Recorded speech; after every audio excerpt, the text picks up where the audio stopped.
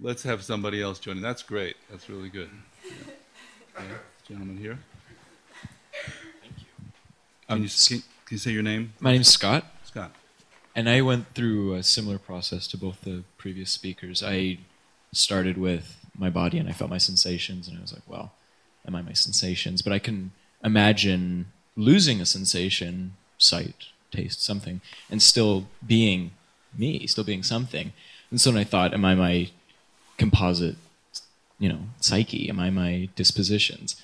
But I think those are all kind of reflections of something external to me and don't necessarily have to do with some kind of intrinsic being.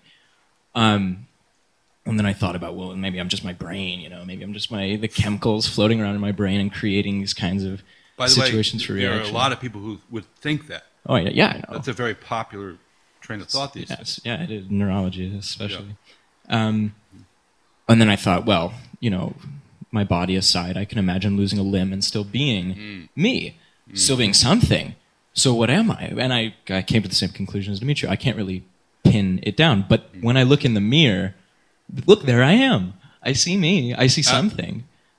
But backwards. Right. In reverse. Looking back at me.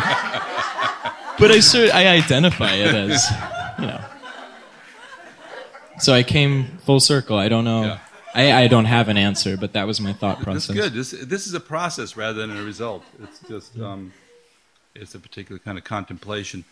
It's not just for coming up with metaphysical goop. This is our own personal experience, and at a certain point, you could contrast it with how we act. The basis in which we act, which is there's a very solid sense of I am this and that, and don't mess with me. I'm meditating. An unpinpointable person wouldn't get into a lot of fights. Wouldn't have a lot to defend. Okay, maybe one more. The lady in the red. Hi, I'm Rachel. Very cool shirt, Rachel. Oh, thanks. Well, like my first reaction when I said who am I? I kept thinking it was really weird. Like I didn't expect what I did.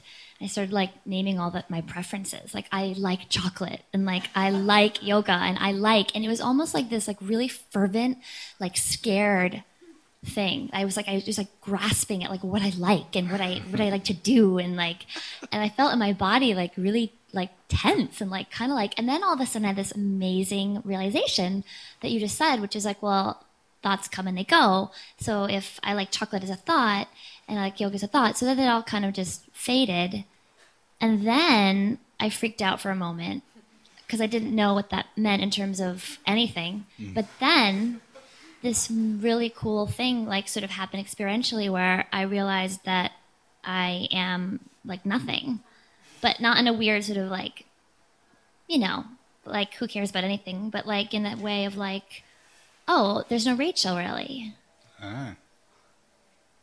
So that was really, and then all of a sudden I went from feeling really to totally spacious. Yeah. Wonderful, Rachel. You get in the game of Buddhist chutes and ladders. You just got a pass through the 3 yanas.